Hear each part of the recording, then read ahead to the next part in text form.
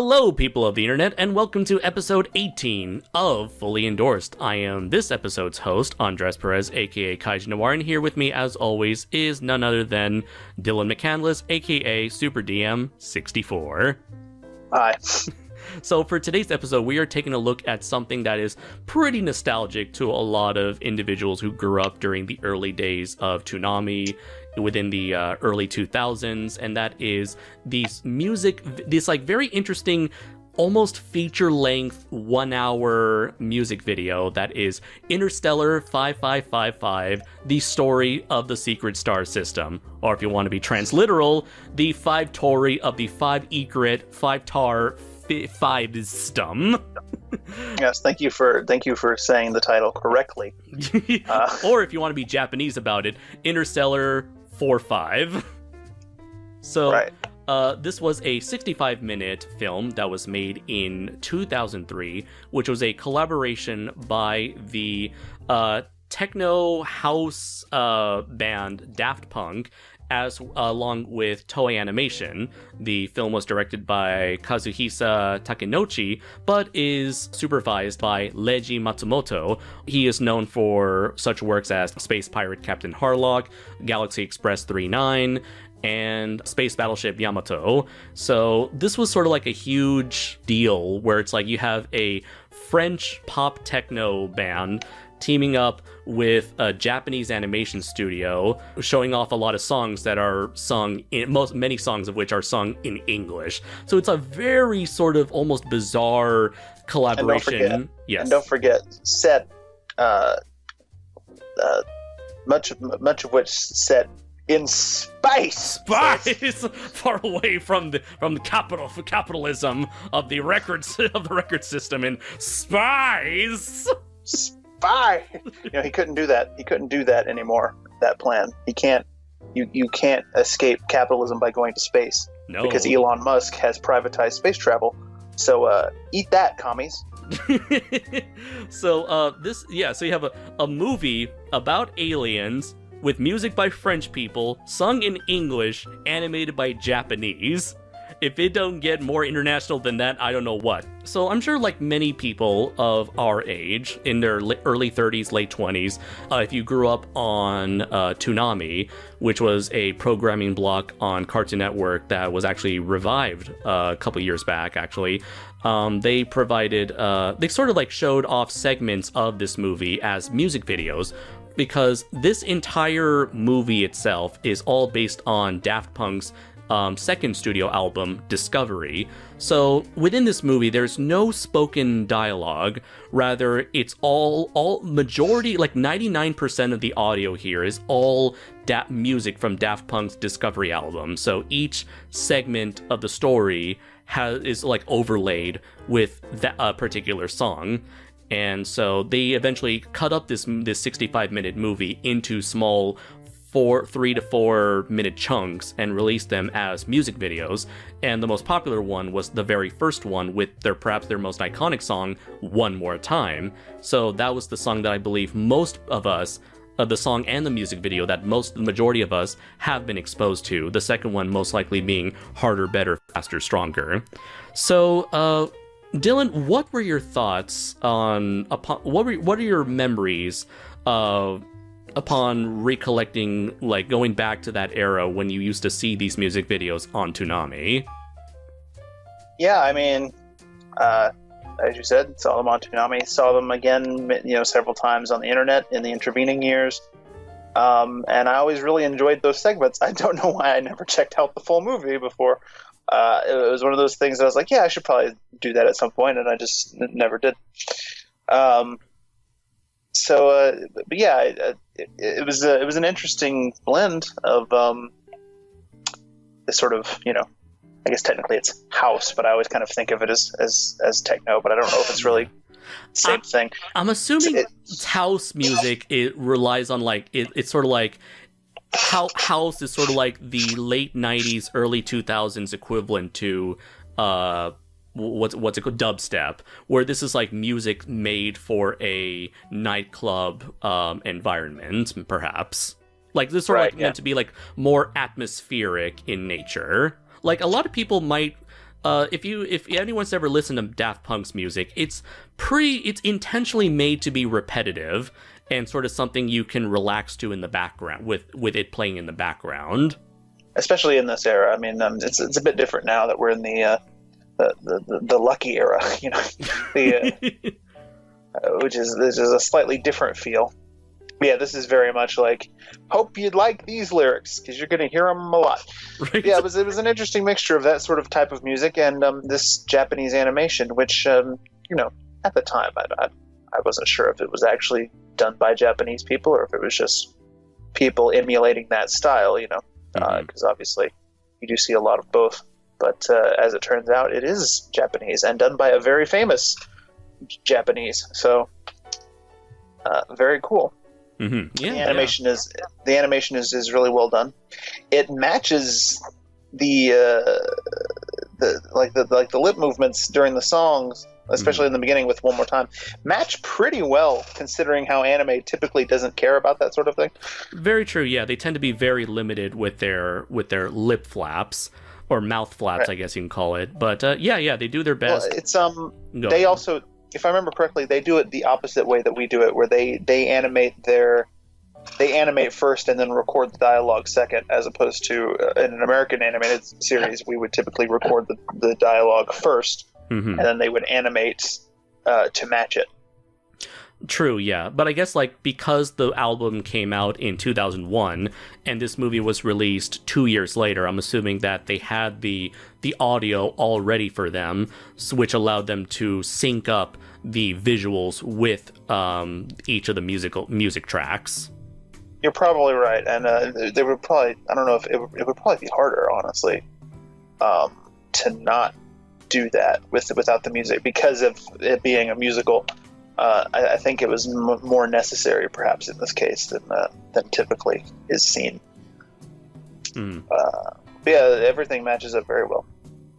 Yeah. And the other moments, so like we have one of the characters, the keyboard and vocalist. He's the one that sings One More Time. Another instance of character singing would be the main space, like I guess you can call him like a space cadet or space hero. He sings the song Digital Love as he is fantasizing about him and the female guitarist from the band, and aka the one girl that anime artist can draw. Right. Yeah, that's very interesting. Looking at Reiji Matsumoto's work, where it's like a lot of artists tend to sort of copy and paste the similar facial features from character to character.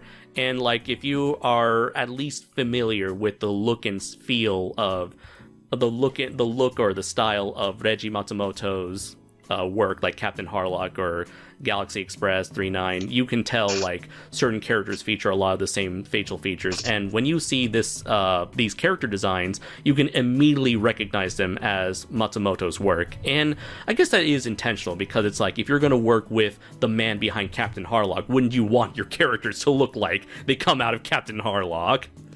Right. Andre showed me some examples of this, and yeah, this man has a very specific woman that he always draws.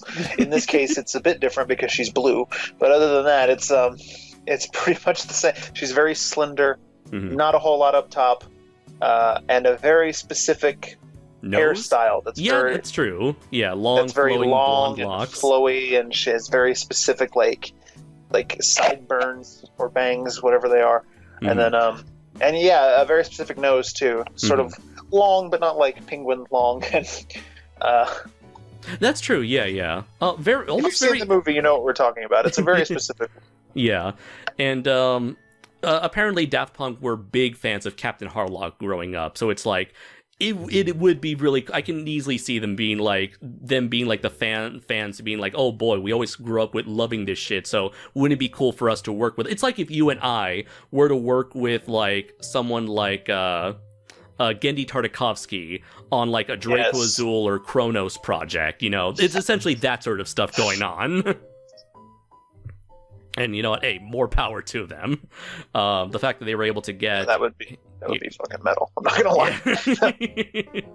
lie. So yeah, having him getting the chance to work with him is really huge. And yeah, I'm assuming that he played a huge part in promoting this work, saying like, hey, for anyone who doesn't know Daft Punk, we have the guy behind this stuff that you are familiar with. And for Americans who probably never grew up with that stuff, hey, you may not know the Japanese dude, but I'm pretty sure you're familiar with Daft Punk at this point.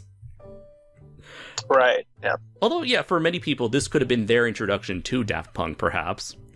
I think it definitely was for me growing up, yeah. Yep, same for me, yeah. And I don't even know maybe I've heard some of it and just don't know, but I don't even know what their first album is at all, you know? It's from 1997, and it's called Homework. Okay. Yeah. Don't know if I've ever heard any of it. Mm-hmm. I'm sure it's fine. You know. Oh, you know what? This is where the song "Around the World" came from. If you remember, "Around the World." Yeah. So I've heard that one. Speaking of top lyrics, there, check that song out. Right. That was pretty good. Yeah, totally, yeah. It's not One More Time, but it's up there. Let's see. I'm trying to look back on all of Daft Punk's. Okay, so interestingly enough, Daft Punk has only ever released like 4 major studio albums. It was Homework in '97, Discovery in 2001, Human After All in 2005. And then finally, Random Access Memories in 2013, which is where the song Get Lucky came from. And that one was a big hit when it aired on the radios, back when people used to listen to radio. Yeah, who does that anymore? If anybody listening to this listens to the radio also, like, how does that work? Well, it's sort of like Spotify, except you can't change the song if you don't like it. Right. God, I haven't listened to the radio in probably years at this point. It's become so alien to me, even though it used to be such a normal part of life. Well, you know what? Like, how much driving do you do, Dylan? Not a ton, but I mean, because I would usually listen to the radio like whenever I was on like particularly like short car trips to school or to work. Yeah, but see, I'm much bigger into like just Bluetooth or aux cord or whatever. Which is what we pretty much used to do back in our SOS road trips. Right. If the car doesn't have a CD player that I can connect to via Bluetooth, then I have a Bluetooth speaker that I bring with me. Like, I'm very much in that world. Yeah, that's true. We prefer to have control over our entertainment. I want to hear any new shit. Right.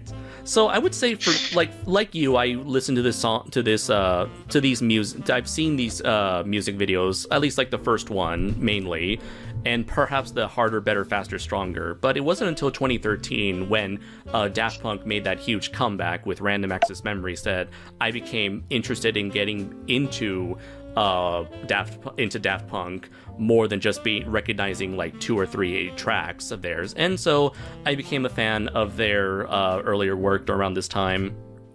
And I definitely really got into the sort of disco 70s, 80s tribute that was Random Access Memories. And eventually my journey led me to realize that the music video for Harder, Better, Faster, Stronger and One More Time ended up being parts of a film. I remember as a kid, the One More Time ended on such a huge cliffhanger with this like ominous group of terrorist-looking people in black ninja suits approaching this awesome concert, and I'm wondering, oh shit, what's gonna happen next?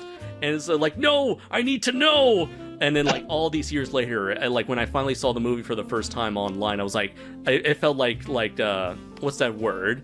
Where it's like there's such a feeling of satisfaction knowing the whole entire story, because that cliffhanger kept me on the edge for like all these years.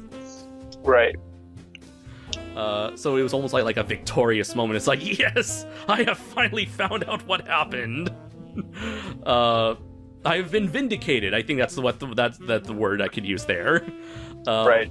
So yeah, I was definitely a big fan of this, and it's the closest. It's like the movie is essentially one gigantic music video, and the only sort of movie I can compare this to is perhaps Pink Floyd The Wall, where it's also a movie with very little dialogue, and it's mostly told through the music of Pink Floyd's album The Wall, of the same album of the same name, and then just using I'm not sure. I know, like, in the case of Pink Floyd, each song was made with the intention of telling a single story. I'm not so sure if Daft Punk created the Discovery album with the intention of telling this story, but I think it totally works. Yeah, I'm not sure either, but it definitely does work. Mm-hmm. I would argue, Mm-hmm. and this is complete heresy, Mm-hmm. depending on who you ask. Mm-hmm. I think it works better than The Wall, honestly, overall. On the whole, Mm-hmm. I'm not the biggest The Wall guy anyway. Sure. Maybe it's I don't know. It just makes more sense. It's much more of like a movie. It's far more literal than The Wall. The Wall definitely takes things in a very sort of like, you interpret what is going on here. Whereas with Interstella 4-5, it's like you definitely know, okay, there's no doubt about of what's going on here. And it's a very simplistic type of story that's easy to follow without any sort of dialogue. Save for one. But it has a very unique and interesting premise also. Yeah. It takes an interesting approach to combining elements of sci-fi storytelling with music, and you don't really see that kind of thing all too often. Sci-fi and music working in tandem, outside of like a few occasions here and there. Like, the things that bring to mind are like Rock and Rule, if anyone knows that animated movie, cult movie, and maybe Robotech / Macross, because I know music plays a factor into that war drama, sci-fi war drama. Sure. So essentially the story for Interstella 4-5 is that you have a alien planet, and there's this band called the Crescendolls, and there's a group of 4 individuals, and so they are like the hottest shit ever. I don't think they called themselves that on that planet. Maybe not, but they're only ever referred to as the Crescendolls on the Wikipedia page. So for the sake of convenience, I'll just refer to them as the Crescendolls from here on out. So yeah, right. we have the female bassist, we have a guitarist, we have a drummer, and we have a keyboard / vocalist. And so all 4 of them get kidnapped by a mysterious organization that brings them to Earth, disguises them as humans because they all have blue skin, and they brainwash them and wipe their memories and replace them with memories of Earth. And the guy in charge, who kind of looks like an anime version of Beethoven, tries to pass them off as Earth Singer, as the latest pop band. And eventually another alien, an alien astronaut who is also from the same blue alien planet as the Crescendolls, is assigned on a mission to rescue the Crescendolls, and he also happens to have a huge crush on the female bassist. And so the movie kind of follows their career as this movie sort of like a not so subtle commentary on how the music industry tends to treat its talent, in terms of sort of like, in this case, literally manufacturing pop bands, overworking them to death, and pretty much being in control of their entire existence. And I find that very interesting that they would do this sort of thing, given how Daft Punk, if you know anything about Daft Punk, they do everything in their power to avoid the spotlight, mainly by never revealing their identities, not even their faces. And whenever they do make public appearances, they often showcase their robot personas. They actually show up dressing up like Power Ranger characters, which I think is awesome. Right. And, a lot of movies have told this kind of a story, or at least had this sort of idea behind it, without all the space travel. Mm-hmm. Movies like the Josie and the Pussycats movie. Yes. Yeah. Or to draw an example from the Disney Channel when we were growing up, the Cheetah Girls. Oh yeah, I remember that. Or if you remember the very first Alvin and the Chipmunks movie. Right. That story of like it's a very old trope, very sort of cliche of like, man, there's this artist and they're like so original and like unique, and like the man just wants to turn them into this product, man. But this movie manages to take that story, which is so old and trite and done to death, and do it in a very refreshing new way through this sort of bizarre science fiction, space traveling adventure, anime, evil Beethoven who runs a robot cult. I don't know what's going on with that still. Yeah, meanwhile, you turn it into a rescue mission as well, which with apparently the astronaut's name is Shep. Shep comes in, and you know he makes a badass entrance when he interrupts the concert and rescues 3 of the 4 band members. You know, with his jet boots. Yes, he's got jet boots or something. And he has his badass. You know, I'm a sucker for characters with badass flowing capes or cloaks, and he's hiding. Of course, he's a blue skin alien, so he sticks out. So he's just constantly hiding himself in his badass cloak until he makes his grand appearance. And there is some pretty decent action sequences here. Especially there's the car chase sequence that happens right after Shep rescues 3 of the band members. There's some sound effects that we hear, some of them from the spaceship, some of them from the car chase sequences, maybe a gunshot or a laser fire here and there. And it definitely gets like very emotional when, I guess again we're going to spoilers here. Shep ends up dying from his wounds after they manage to rescue the 4th and final band member.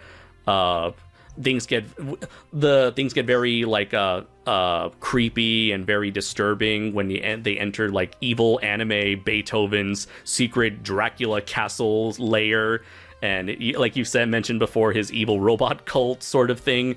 The one thing that his backstory, which is super weird. Yes, and I still don't know what his goal is. I don't know why he's doing the thing that he's doing. Yeah, this is definitely like the one weakness of like one of the main drawbacks of not being able to have any spoken dialogue in this type of project, where like dialogue could have really fleshed out what they were going for here, because what they were trying to detail through visuals alone, it's not 100% clear, but you do sort of get the main idea of what's going on. But I'll have you explain, Dylan. So, evil Beethoven is like this Vandal Savage type guy who, through some mysterious means, became like immortal, and he's been around forever. Mm-hmm. And he's been all this time kidnapping. I don't know how he did this before space travel was invented, but he's been kidnapping. Maybe he was so smart, he lived for so long, he became smart enough to invent space travel. Right. But he's been doing this since like the Mozart days, so it's really weird. Anyway, he's been kidnapping alien musicians, mm-hmm. and dressing them up as human musicians in order to get gold records. Right. I'm assuming these gold records are meant to be like, these are like the equivalent of the Grammys for each era, for each century or whatever, for each respective era. And like, and he's putting these gold records into some sort of a machine. Yes. To do vague evil things. Yeah. And I guess like if he reaches 5,555 gold record awards, he's able to acquire some level of power that he can I guess, but then there's also like there's also a girl-shaped hole in the side of the machine. Yes, and he then he grabs the bassist and throws her into it, and it's like, so what does the machine do? That's what I need to explain. What does the machine do? Right. You know? It just does shit. It just do what it do, and I don't know what that is. Here's the thing: it's big, it's ominous, and it's scary. And I guess that's all the audience needs to know. He's already the most powerful man in the world. Let's be honest. He's got space traveling technology and like an army of mercenaries and a robot cult and a machine that can turn blue aliens into a bunch of white kids and one black guy, and he's basically a James Bond villain. Yes. In a world with no James Bond, and yet he needs these records for some reason. Right. And then at the end of the movie, he turns into like a scary ghost. Yes. And he can only kill him, and then he comes back like I thought of what's that guy's name? The big green guy from the Casper movies. Oh, The that guy. Yeah. I know who you're talking about. Big scary evil ghost guy. Yeah. Kabosh or something. Right. Kind of made me think of that guy. Let's see. I'm looking for it. Yes, you're right. It's Kabosh. Thank you. I know my shit. So anyway, yeah, that's the evil plan, and I don't know. I feel like Rich Evans trying to explain Double Down right now.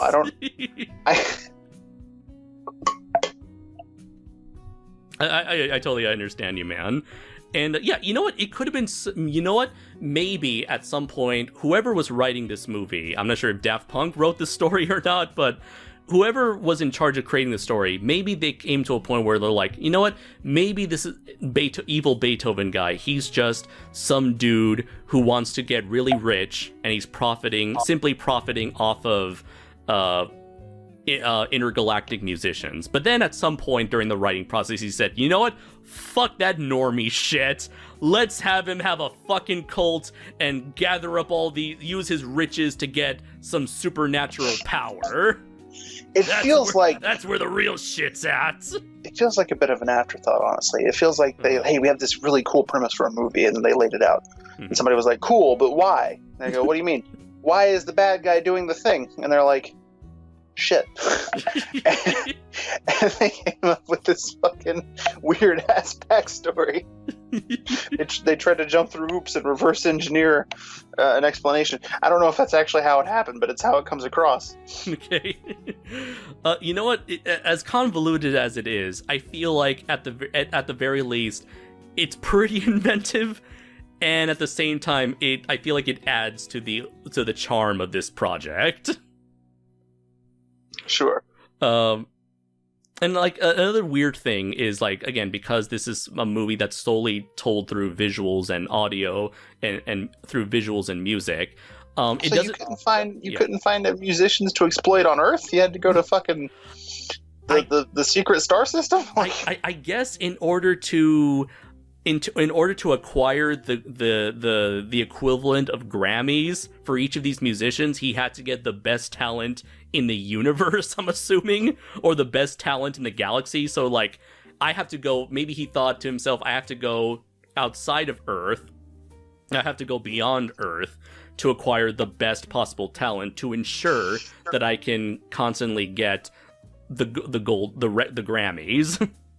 Right. That's the other thing that needs explaining. Yeah. The reason it's called the secret star system is that you can't just fly there. Right. You got to go through a portal. You got to jump to light speed. And this is one of those things. See, there's so much about this universe that needs to be explained but can't be because it's a music video. Yeah. There's this portal that you got to go through that looks like the Phantom Zone from Superman 2, and it takes you to this secret star system. I'm guessing it's like a wormhole that just takes you to another part of space that normally would be way too far away to fly to. Right. So that's an interesting quirk of the story. Yeah, definitely. And what was I going to mention? So the funny thing is, again, the because of the dichotomy between visuals and whatnot and storytelling, or telling storytelling, or telling a story through visuals alone, is like, it wouldn't make sense for all, like, so this guy's been doing this sort of thing of kidnapping aliens and having them win music awards for centuries now. And it's weird that all the music awards all happen to be golden discs. Because in the real world... Right. So how long has this award show been around for? Right. This clearly has to be a universe, a version of Earth's timeline where we just simply kept the Grammys looking exactly the same for like several hundred years. Right. And none of those award shows have been around for that long. Yeah. It's a pretty recent concept. And this guy managed to get 5,555 of them. Right, in this universe, the music awards must be like the Olympics, like they were invented centuries ago, and they're just still around, you know? And my only assumption is, like, they went with this just because, again, it's easier from a visual storytelling, as a visual storytelling device, it's easier to we all know what a Golden Grammy Award is like. So just having a shit ton of those same golden discs immediately informs the audience that they're all of the same significant importance. Right. We can all say, oh, we don't have to say, oh, what the hell is that weird trophy thing? By just making them all golden award discs, record discs, we can say, oh yeah, these are just music. These are all music awards. Right. They also probably weren't expecting anyone to think that hard about it. Yes, exactly. But here we are. It's 2020 and we're bored. So that is true. Let's see here. So, eventually, I love the villain's anime hair. Yes, that's true. In a different world, he could have been an anime protagonist with that hair. Yeah, you could easily fit into a show like Yu-Gi-Oh! Right. He does look very Yu-Gi-Oh-esque, doesn't he? Mm-hmm. Also, I think you made the comparison to these character designs as looking somewhat as characters that would fit in like a show like Sonic X. Did I? I think so. I think you mentioned something similar where you said it had like a very clean, almost Sonic X type of look to it. Interesting. Mm-hmm. Maybe I did. I don't know. I don't normally reference. I don't normally reference Sonic the Hedgehog, but maybe I did. Who knows? And let's see. And yeah, so eventually they take care of the evil anime Beethoven guy and his cult. And they drop him into a volcano or something, which is pretty badass. A pretty badass way of getting rid of some dude. And then his castle explodes, if I remember correctly. Right. And then they decide to these characters, despite being aware that they are aliens, they don't exactly have their memories back, so they decide to pull a heist and sneak into the record label to get their sort of like memory discs. Like their memories are hidden away stored on discs, so they want to get them, and unfortunately they get caught. But in a very bizarre or very interesting twist of fate, they aren't captured by the government and autopsied on. Rather, everyone is like complies with the alien guys. They're like, oh, you're aliens.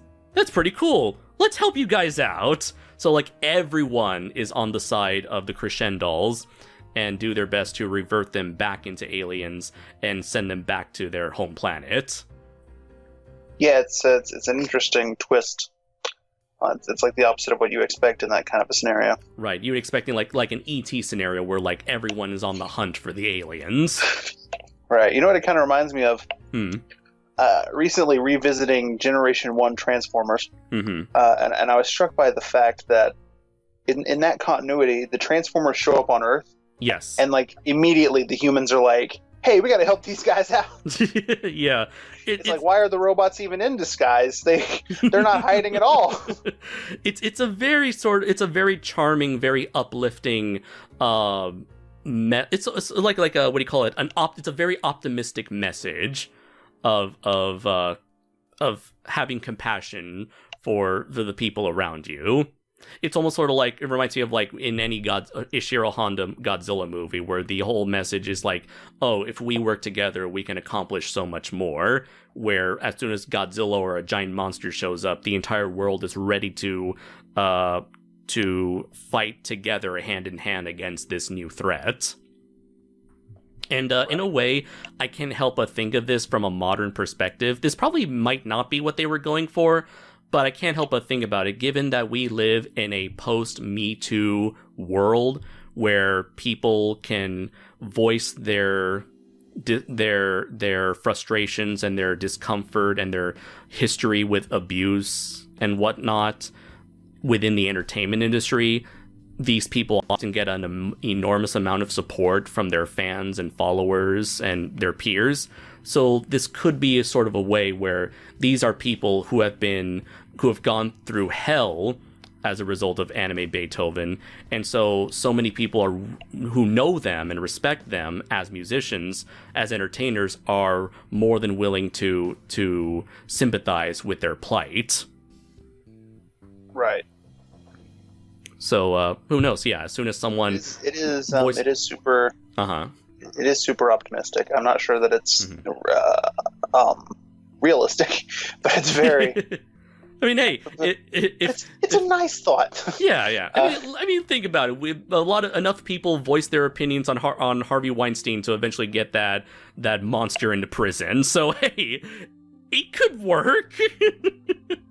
Yeah, but it's not gonna. It's certainly not gonna solve everything, but it's a step forward.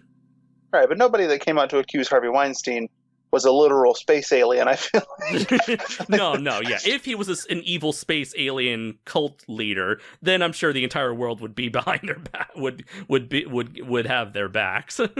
Yeah. It's very complicated. It's a very complicated issue. Yeah. I forgot to mention earlier, so there's this really funny thing when they're at the music award. Yes. Daft Punk has a cameo in the film. Yes, as one of the nominees for like best album or whatever. Right, and then the Crescendos win. So Daft Punk, in their own movie, are beaten by these aliens who are playing their music. That is right. Lord only knows what kind of music Daft Punk is making, if not the Discovery album. Right, what are they there for in that universe? I don't know, an earlier version of Human After All, or Random Access Memories. maybe, or maybe they're just maybe it's just that song from their first album that you mentioned earlier. Well, if you think about it, a lot of the music they don't actually perform all the music that we hear in this song. So maybe just the song that's simply there as background music. Maybe Daft Punk made that. Who knows?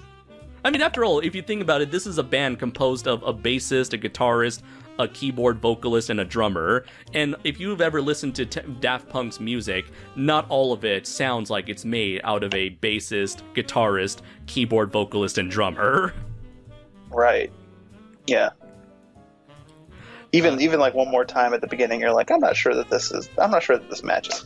Right?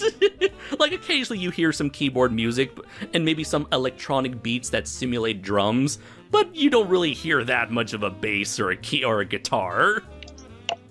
Right. We forgot to mention earlier, in addition to the bad guy becoming a big scary ghost, the good guy who dies, the space cop guy, he becomes like a force ghost. Yes. And it's good ghost versus evil ghost. At the end of the movie, when they're trying to fly back to their home planet, evil ghost of Beethoven shows up to be like, fuck you. And then the good ghost shows up to fight the evil ghost. And he's like, no, fuck you. And they fight inside the wormhole, and it's wild. It's wild. It's amazing. And for me personally, I wouldn't have it any other way. And eventually they arrive back home to much fanfare, and there's like a very nice touching song called Too Long, which sort of like brings back a lot of memories. It kind of makes them think of the entire journey they went through to get there. They mourn the loss of the space cop in a wonderfully touching way. And I think in another interesting twist, it's implied that the whole movie is the dream of a young boy who is listening to the Discovery album, and it's sort of like he himself is imagining the story taking place as he falls asleep, thinking of listening to the music. I think it's how do you feel about that? I personally love it because it sort of taps into that feeling that many people get when they themselves imagine a story or have some sort of visual manifestation going on in their head as they listen to music. I'm sure at one point or another, whenever any of us listen to music, we often imagine a sort of story going on as we listen to the music. And so having this crazy imaginative sci-fi musical story occur in a young imaginative boy's mind, I find to be a very inspiring message. All right, it also kind of makes up for how some of those plot elements didn't make a whole lot of sense. Perhaps, yeah. It is kind of a lazy way out to say, oh, it's all dream logic. Right. See, yeah. Normally, normally it's always a bit of a makes you groan a little bit when they pull out the "it was all a dream" twist. Again, a very sort of hokey, trite sort of trope. But I think because of what you were talking about, the whole musical connection, I think that's the only reason why in this particular case it works. Like if you think about it, like this is a movie inspired in real life by an actual album. So to have the actual story itself be the dream of a boy listening to said album, it's a very like meta referential thing. There's a very meta referential thing going on here. Right. So like it kind of skirts the line of like, well, that's bullshit, but at the same time, it sort of works, you know? Yeah. Basically, if we were putting this movie on trial right now, I would say I will allow it, but watch yourself, counselor. Also, if you look at the boy, he has like posters in his room of the Crescendolls, and he has merchandise of the Crescendolls. So it's very possible that this movie does exist in the universe of this little boy, and he's just imagining the movie or the toys or the characters. He's imagining. Maybe he watched the movie, or maybe there's an anime going on of the Crescendolls, and he's just simply thinking of an adventure for them. So, like, this story does exist in a fictional setting, and this boy is simply reliving that fictional story through the album Discovery. Right. Like Digimon Tamers, where the events of Digimon 01 and 02 do happen, just in a fictionalized context within the world of Digimon Tamers. Right. Yeah. Yeah, so in a way, the story does exist in some way, shape, or form in either interpretation. Or that, or you can just ignore the entire ending. You could say that this boy, he grew up listening to maybe the Crescendolls do exist in his world, and he is currently holding on to merchandise based on these real-life aliens that he listens to the music of. Perhaps? I don't know. It just raises too many questions. Like if you listen to Will Smith in real life and you happen to have Will Smith posters and dolls of him. I don't know why I went to Will Smith. He's just someone that I knew from this time. Period. And then you have a dream where Will Smith is an alien who gets kidnapped by Beethoven and forced to go on stage and go, na na na na na na. And then he eventually he's like, oh, hell nah. And he escapes, and then here come the Men in Black. Yeah, all that is very... Mm-hmm. But that's probably the part of the movie that's the most, like, up to interpretation. Yeah, that's true. And you know what, it's like, it doesn't impede upon the story. It's not like the story, before the story can properly end, it ends up abruptly shifting over to the quote-unquote real world. At the very least, the story ends conclusively before having a neat little twist added on top of that. Right. Yeah. So outside of that, I did had some notes of mine to comment on each of the songs presented in the story. I'm not sure if you ever had any notes about each of the individual songs themselves. No, not really. But Okay. I remember some of them, so... Okay. I guess, like, just rushing through them since we're almost about done here. There's obviously One More Time, which is a very nostalgic classic. It's very, not only is it a classic, but it's very nostalgic for me personally. It's something that's, like, I can never get tired of listening of. The song right afterwards, Aerodynamic, that's when the Crescendolls are being kidnapped. It's, I love the bell that they use as a transition between One More Time and Aerodynamic. It's very energetic. It matches the sort of frantic tone of that scene. I love the guitar solo at the end, which is appropriate, given that this sequence mainly focuses on the guitarist as the last person to be kidnapped. Right. Next is Digital Love, which is another one of the few songs with vocals sung by the space cop as he's washing his spaceship and whatnot. Very fun, very upbeat. That's probably one of the best songs on here. That's not One More Time or Harder, Better, Faster, Stronger. You know what I mean? Like, oh yeah, I agree. This is definitely another one of my favorites. That's like not so much based on nostalgic bias. And it does show We're a little just not yeah. just not as well remembered. I mean, those are the two songs when people think about this album. I think those are the ones that people remember the most. Sure. And like speaking of the songs that we remember most, the next song is Harder, Better, Faster, Stronger, which is when the aliens are converted into human disguises and human memories. Again, very classic, equally nostalgic. And I'm sure a lot of people who never saw Daft Punk, they probably also know Harder, Better, Faster, Stronger from a particular YouTube video that went super viral way back in the early days of the website. Right. Well, it was also, of course, sampled by a certain rapper who is now an insane person. And I remember that being all over the radio in whatever year that was, like 2000, probably like 2010, somewhere around in there. That is true. Next one is called Crescendolls. So I'm not sure which came first, the idea for the band, or the. I'm not sure if this name was made initially for the band or if it was made for this song in particular. But this was made for when the Crescendolls become popular on Earth. It's got an energetic beat. It's good for the montage, to showcase the montage of their success. The vocals. Oh yeah, this one, it was like don don don don don. Hey, don don don don don. Hey, don don don don don. Hey. It kind of reminds me of that song that most people know from the Joker. Down down down. Hey, da da da da. Right. Except this one wasn't written by a pedophile, as far as we know. Oh, I didn't know that. No. Oh, you didn't know that? No, yeah, Joker got into some hot water for using that song. A lot of people were pissed off about it because the guy who wrote it turned out to be, I think he was a pedophile, or maybe he was just a rapist. He was something like that. Oh. Now I feel bad. Hey! Hey! Down, down, down, down, down. The next one is called Night Vision, which is shown when the space cop is walking through the streets in the rain.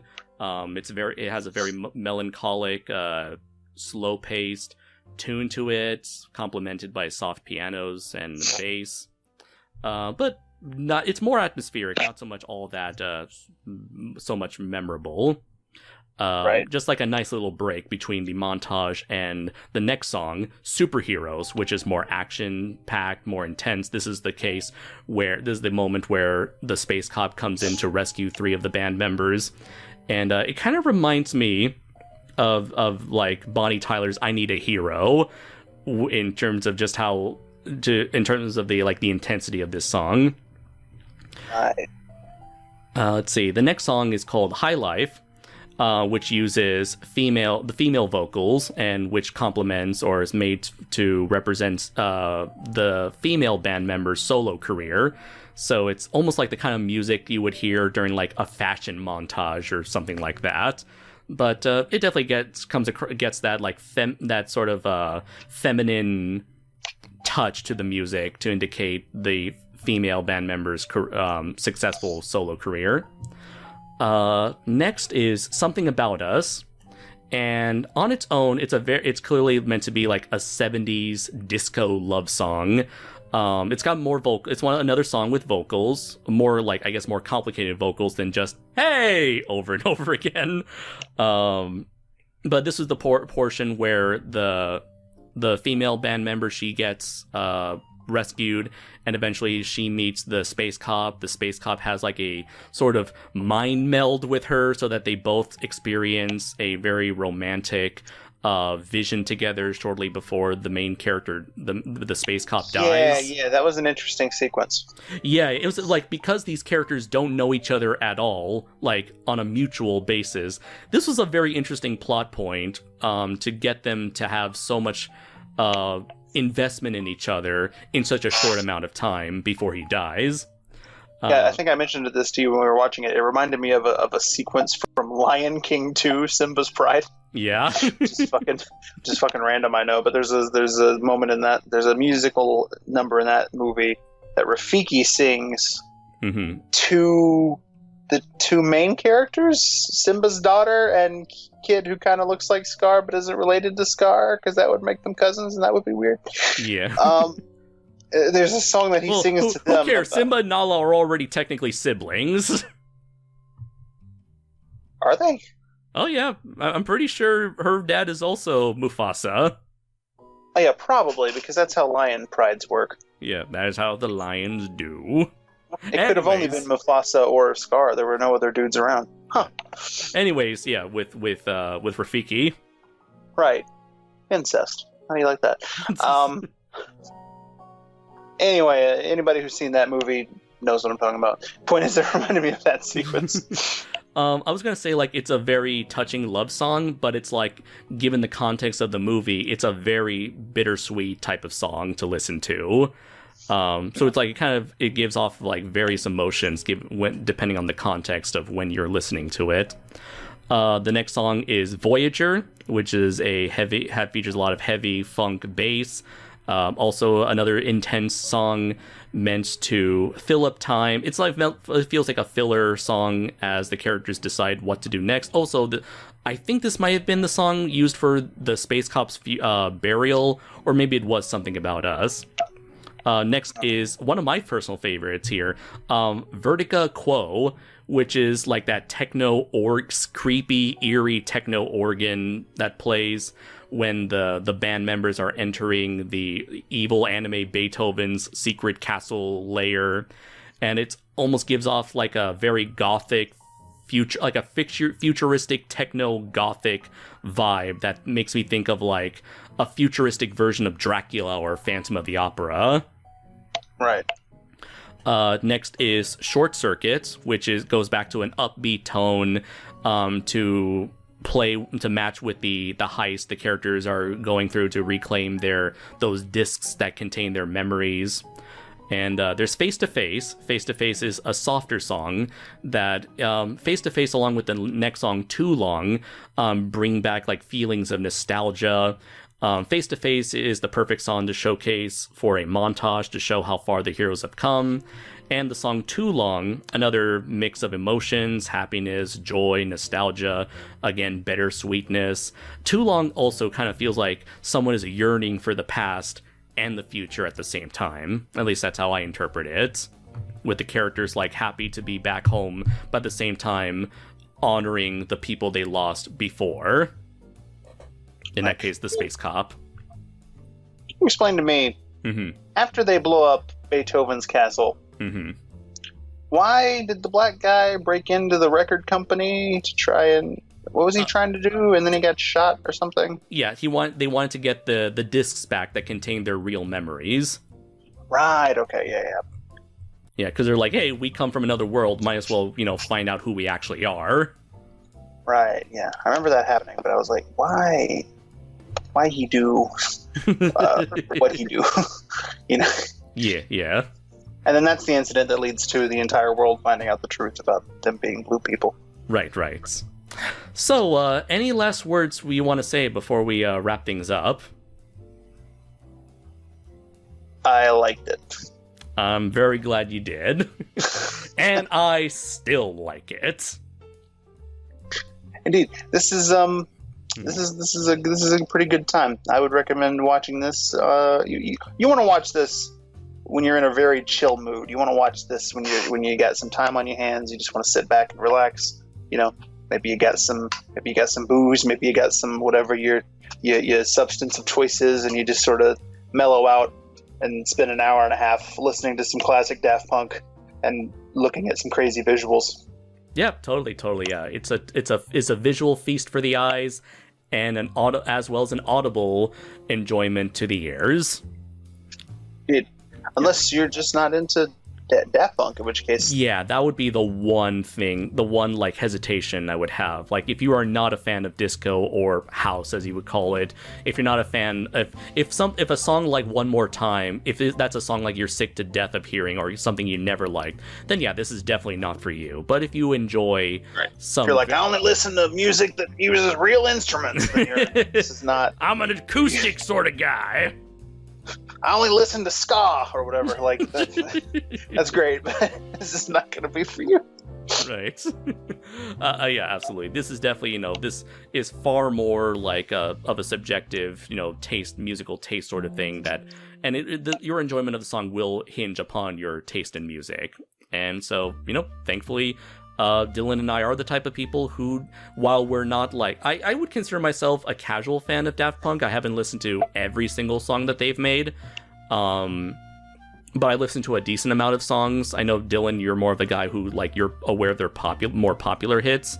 But I would say, like, if you enjoy the popular hits that you have most likely heard of, like Better, Faster, Harder, Better, Faster, Stronger, One More Time, Get Lucky, Around the World, if you have heard those 4 of their most popular tracks and enjoy them, then you're probably in for a good time. Yeah, and you'll discover some tracks in here that you didn't know about before, and maybe you'll want to listen to some more in the future. So that's what I plan to do when it comes to Discovery. Yeah. Right. So it looks like this one we will both fully endorsed. So what are we going to talk about next time, Dylan? Well, we're not done with Toei Animation. Oh, no, we're not. Because next time we're going to talk about the currently running Digimon reboot, Digimon Adventure 2020. There are currently 13 episodes available. I told Andres, why don't we just do like the first 10, because that's a nice round number. Unless you just want to go ahead and watch the rest, it's completely up to you. We'll see what happens. Right. But yeah, we're gonna talk about it, because I watched it recently, and I want to talk about it. Sweet. And so yeah, we're gonna dig into that. So sounds it'll awesome. It'll be the first time we've covered something on this show that is still happening, that is still coming out. Oh, that's true. Yeah. So tune into that, ladies and gentlemen, if you like. If you want. Yeah. So tune in next time, as Dylan and I will be going digital. I have been Andres Perez. Completely digital. Yeah. Well, let's get, tune in next time when we're gonna kick it on! God. I'm so sorry to anybody who doesn't get these references. No, God, no. So, I have been Andres Perez, aka Kaji Noir. Been Super DM64. And until next time, everybody, take care.